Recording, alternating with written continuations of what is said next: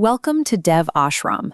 This is a brutal ecosystem where your survival is tied directly to your position in the social hierarchy. Here, the weak don't just struggle, they are hunted.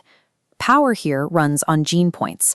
Hunters defeat aliens, harvesting raw energy converted into gene points for physical evolution. But wealth creates a bottleneck. Elite warriors like Jay Segal hire protection to safely acquire points, leaving poor hunters completely locked out of this evolutionary cycle. This monopoly is maintained by elite leaders like Avni Shergill. Her squads never hunt alone.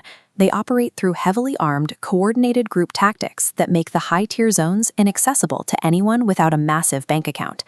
In Dev Ashram, solo evolution is a mathematical impossibility. If you aren't wealthy enough to buy a squad, you are relegated to the bottom of the food chain, waiting to be picked off.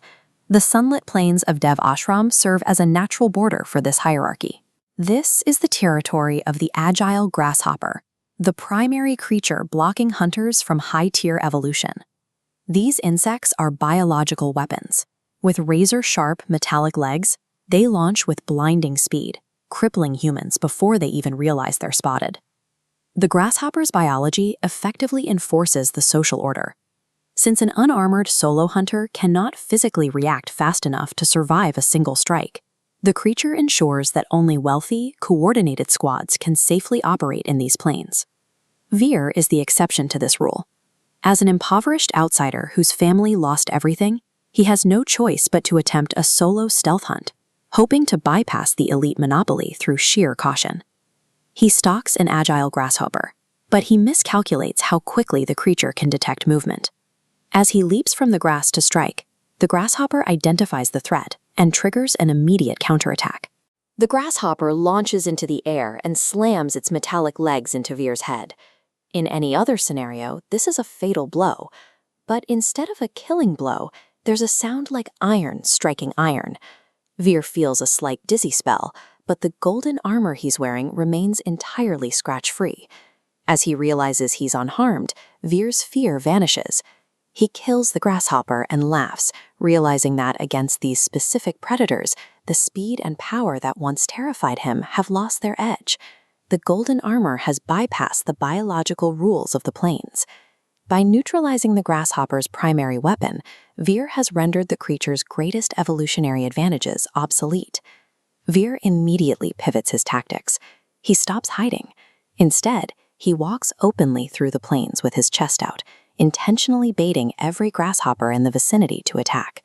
The swarm takes the bait. Dozens of grasshoppers emerge and launch a coordinated assault, a scenario that would typically wipe out an entire elite squad in seconds. Veer doesn't retreat.